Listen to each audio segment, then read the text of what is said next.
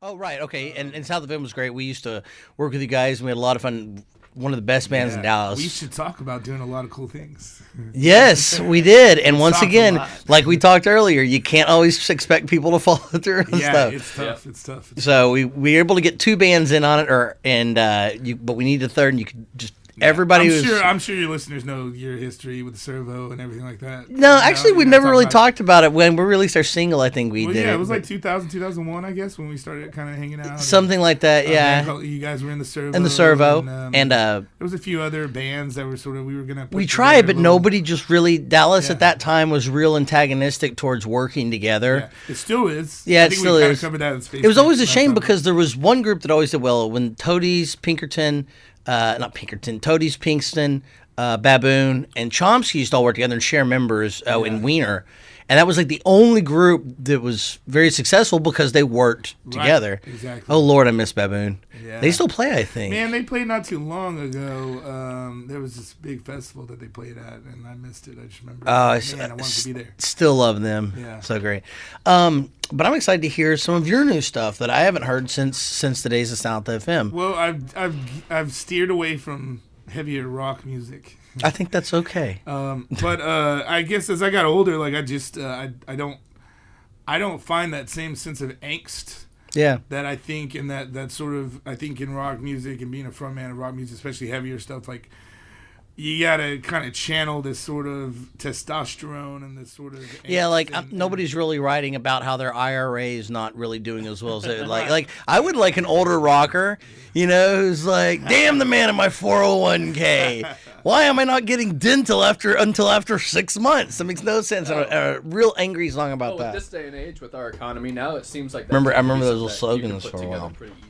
Well, anyway, so blah blah blah. That's sort of I just kind of started writing more couples music, love songs, relationshipy type stuff. Baby making music. Or help you through a breakup kind of music kind of stuff. Because that just seems to be what most people that I connect with that listen to my music go through. It's something that they relate to, and obviously it's something that I can easily tackle. I mean, just from being, Well, when I write songs now, it's just because I try to connect with my audience too. And since they're retired sea admirals, most of my songs now are about the difficulty of having a career of 50 years out at sea. Or having to replace your foot with the... Right, exactly. It's very specific, but hey, that's the audience, so I got to connect with them. Hey, that's cool, man. Squash you got to play to your crowd. Dude, if I could write pirate shanties and live off that money, I would do nothing but write pirate shanties. It's still one of my favorite types of music. In all fairness, I mean, you very rarely get a new pirate shanty. A lot of it you do play to your crowd. It's like I can't. I can always try to gain a fan base. It's hard to gain younger kids because of the music, Right. Have you tried luring them in with candy? Man, I've tried. A song called Free Candy. Yeah. Free sex on flyers, everything. Wow. Yeah, the usual. But no, it doesn't. Kids aren't easily fooled anymore. Damn it. Yeah. But yeah, see, before the internet, all you had was like local bands, and now you can go get a band from Singapore. When we used to have to we took pride in like printing posters. Yeah. It'd be exciting. In high school, I'm gonna go down to Deep Elm and I'm gonna staple up some posters, and everybody would go, and then you'd see like all the real devout, like serious Baptist Christians across the street hoarding one corner, and you'd have to avoid that corner. Yeah. Oh man. Because once one of them started talking to you, like it was on. They followed This you. is so bringing me back 2 miles down the road. This was 1998, 1999 Deep Ellum. But I remember getting together with the band and taking parts of Deep Ellum and going and putting flyers up because you didn't have the internet, and people came down here Friday or Saturday, and you were like, we're just going to go down to Deep Ellum and wander around clubs till we find bands we like. So, and now it's yeah, man. I remember this one kid, and obviously he was just so brainwashed by whatever institution that had brought him down. A dangerous place for a young kid, not of age. And he's standing on the corner with 3 of his friends, and as I walk by him, he in a sense of like, you are saved, sort of I'm gonna lay hands on you, and he kind of pushed me, and I kind of looked at him. I was like, man, that's assault. You were just in the most like dangerous of. I can't believe the people that are responsible for you brought you down here to do this, and you think that it's okay to do that. Like you're putting yourself in some serious danger. Yeah. But yeah, man, you always just walk on the other side of the street. Yeah, it was and there for a while there were the Harvey Krishnas that were down here all the time that were singing, doing the drums. Awesome, man, that's a musical thing, man. It belongs in Deep. I'm fine with it, but I'm just saying you would see that. You'd walk down the street and all right, let's reminisce about the good old days. Deep Ellum. I don't know if you were playing through the period of time when Laura Miller was in office. We were. Yeah, because a lot of that is, they actually sent out here in a district that's mostly musical clubs. They would send out cops with decibel readers. Yeah. And asking people to close their doors. Dude, Laura Miller was the worst thing that ever happened today. I mean, she killed so many things. I remember on a side note of other things she did, one time she made a public statement that she told the cops start issuing more tickets, period. She was a mayor or a police chief? Mayor. Okay. But the judges would look at these and be like, there's no reason for this ticket and throw it out.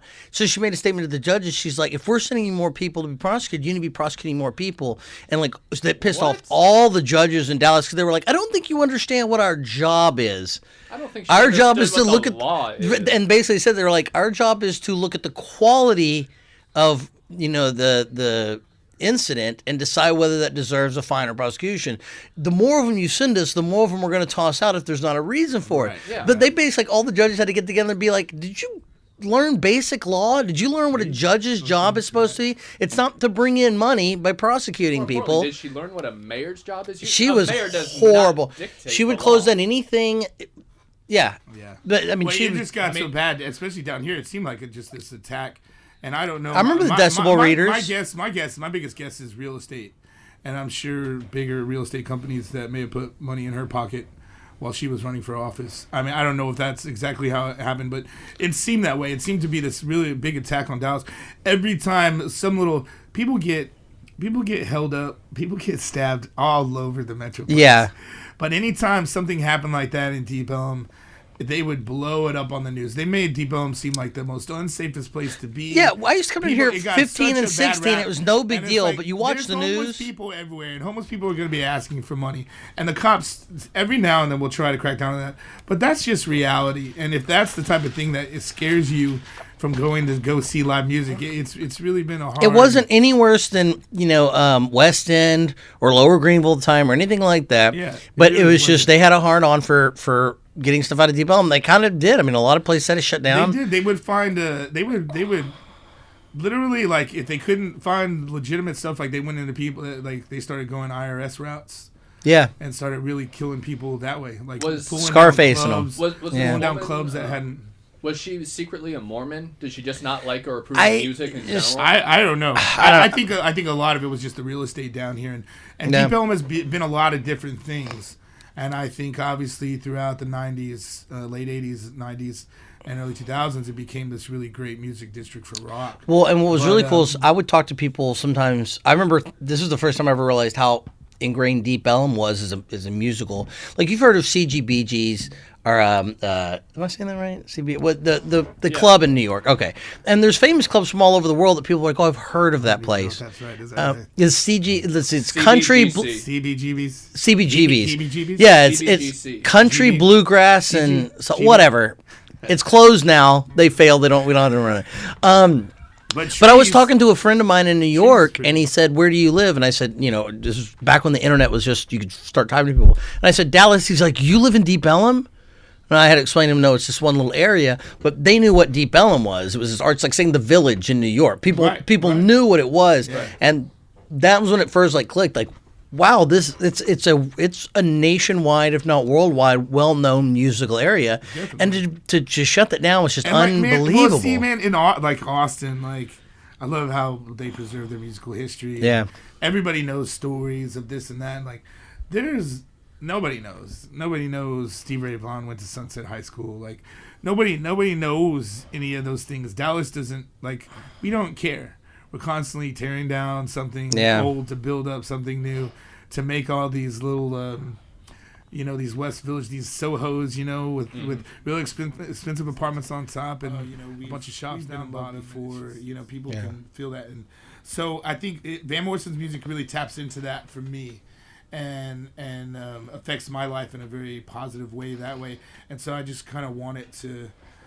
I've been trying to practice that songwriting wise, and this song to me is sort of that same. We go dancing in the dead of night. It's sort of about kind of skinny dipping, but about being at that moment in the night where it's just so the dead of night. I mean, when everybody else is asleep and the world is just yours, like you are only two people existing. It seems like you're just there existing in eternity forever. Nothing else outside of that moment matters, And so that's what I was trying to kind of capture with this song. And so in the studio, I was like, the piano player, I was like, can we do a little bit more Van Morrison kind of vibe here, here and there. So yeah, I definitely did that on purpose. Well, that's cool. Let's talk about kind of where you came from. Now that we hear where you're at, this is what you're doing now. How did you start in music? My father's a Methodist minister. My mom was always the loudest voice in the choir. And they'd always, say your mom's gonna break windows, man. She's gonna shatter all the stained glass in here, because she would just hit these high vibrato notes. And so that was just something that sort of took its toll on myself and my younger sisters. And we did a lot of the, I played Santa Claus a lot. I started getting chubby when I was about 6 years old. So they'd always throw me in the chimney box, and I'd come out and sing the special Santa Claus song. But we were always just put in front of on the stage and doing little musicals for church. So you've always been comfortable performing in front of people? I've never been comfortable. I still get nervous. Well, people like your voice, and people are asking you. Obviously, South FM, I met some of the members of them. They asked me to come sing for them. We turned the band into South FM. It was called something different at the time. And, obviously if people are asking... It was called Megadeth. Yes, it was. Sure was. No, but actually Dave Mustaine, in the early... When we were on Brando, Dave Mustaine actually called us out and left a message on our management's phone and was like, I'd really like to work with this band. And we turned him down, but it was just funny to hear Dave Mustaine's message. That's really interesting. Speaking of Megadeth, yeah. Yeah, the first record was very prog rock. Yeah. And that's... That, I think, listening to a lot of Deftones and Tool throughout high school, Inema, just how could that? I mean, I'm sure it affected all of us. Inema's absolutely hands down one of my favorite albums.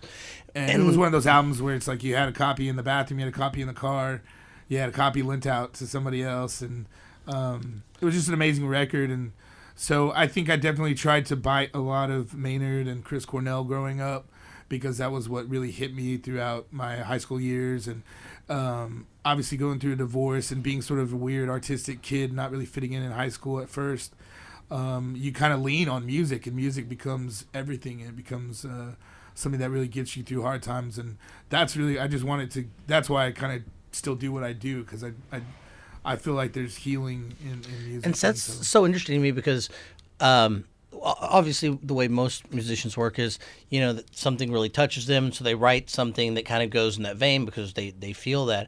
And it's really odd for me, because as a musician, I've never had that. Like, almost every other musician I know writes like that. What they like, they write. Yeah. And I don't. I was basically raised on Tool and Metallica and Toadies. Never sounded like that. And I don't write. I don't write anything. I just write whatever. When I sit down with a guitar, basically I fiddle with it for a while, or I'll have like a melody just comes out of somewhere, and I'll have to figure out the chords behind it, or have lyrics, or I'll just sit down and play, just goofing off, and I'll be like, oh, that sounded cool, and I'll build on that. Yeah. But none of my songs sound really anything like what I listen to, and it's so weird for me on that. Growing up, you spend a lot of years, like, you showed the song to the band, and like they'll start calling it something, oh, that's our Nine Inch Nails tune, and I used to hate that. It's like, you want it to be a song, or at least I thought, you want it to be something that has its own thing that like can't be compared, but you're always going to hear the influences of. It's like there's just so many musical notes and arrangements that we can exactly have. Yeah. So somebody's going to hit a C, G, A minor, F at some point. Yeah, and for the first time, especially with this record coming out, Bedtime Stories, which will be coming out in January, and Dead of Night being on it. There's a lot of songs that I gladly say, well, this is my Tom Petty homage. This is or homage. Was it homage? I've actually heard it. Homage. I like homage, but I have heard homage or homage. Well, and then there's a song I have a song called Tyler Rosen's, and it's definitely like my Lover You Should Have Come Over. Like it's my Jeff Buckley. Like it's just I don't feel any less integritous by saying that the song does have this sort of No, I style. think most And that's famous just artists music, even that's just do music that. now. It's like you can't really. This album was more about getting in touch with what I grew up on and what influenced me more than me trying to focus on creating something different. I didn't reinvent anything on this record. It is all just I straight up actually have a natural question. references. Yeah. A question about the record. It's coming out, you said January? Uh-huh. Where can I find it? You can find the record at my shows. You'll be able to get physical copies. I'm sure there'll be some sort of site. PacoEstrada.com. PacoEstrada.com will go straight right now. I haven't worked on it in a while. It goes straight to my Facebook. Yeah, that's okay. But on my Facebook, I always have a calendar up. If you go right now, the header on my has my calendar through December. So if you come to a live show, you can get. I'm actually working on. I've been quite a recluse for the last couple of months because I'm doing a DVD portion to it, and it's a short film on the studio process, and it'll have some other sort of video type qualities to it, like you're watching a music video. Very cool. So when I first started this, I barely had toyed around in Premiere, so I'm really wrapping my head around it and editing the whole thing myself. I edited this commercial that you guys will. Right, we're gonna air that in a couple of minutes for the new album. I'm excited about that. So, it'll also be, up on. I have a 20. I don't forget what they're called, but I have a distributor in Florida, and once I send it to them, then it'll be up on iTunes and from iTunes, Bandcamp to whatever, all the other sites. Pretty much, yeah. Okay. It'll be everywhere, so you can get the digital copies that way. But You can always just Google Paco Estrada bedtime stories, and I'm sure yeah, one of the hits will buy, and it will definitely. have it. But I don't yeah, know, I but think yeah, as that far as sounds getting, like a porn title, kind of. I'm the first press. I'm only doing 1,000, so it'll be the CD, DVD. They'll probably be about $20. And those will go pretty fast at shows because I'm going to do CD release shows. So I know people who hadn't seen me play in a while will want to be at they'll make the effort to. Yeah. And I want to every town I play acoustic in. I play all over Texas. We just did Abilene last weekend. I took Space Camp. I did Friday by myself. Took Space Camp out on Saturday. Very cool. And anyway, every town that I play in acoustic, I want to take the full band and do a CD release show. So I'm actually in the process of planning that out right now, starting to book my January and February. Very cool.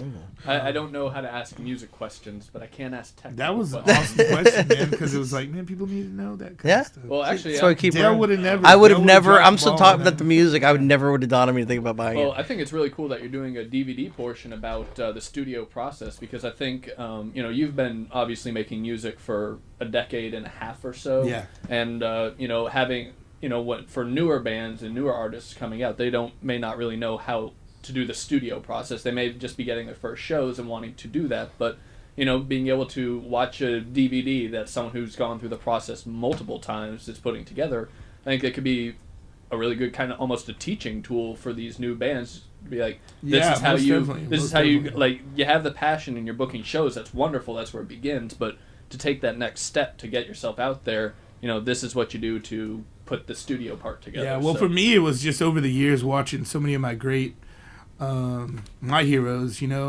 like how can you not sit down and watch, the making of Dark Side of the Moon, Yeah. Those are always my favorite parts. Man, obviously I love albums, but I love the behind the scenes. Yeah, Joshua stuff. Tree is a great DVD, just to see how little things happen, and how they recorded it. And so I took a GoPro, a T3i, a few of the cameras, and everybody that was recording, we all recorded separately. It wasn't a house that we could all get in and record at the same time. But everybody got several cameras, so I've been sifting through all the footage and trying to find the most entertaining for that second as I line everything up and cut and paste and copy everything. So I'm trying to make something that, even if you're not a fan of my music, if someone were watching the DVD and you sat down and watched it, you would be so enticed by, oh wow, this is how it works. And this is everybody informative. doing, So I'm really excited about plus, that. I started taking on little videos here and there. I started doing videos for myself, and Space Camp, the Kevins from Space Camp, obviously being people that helped me sort of break out of my shell and start doing more things on my own.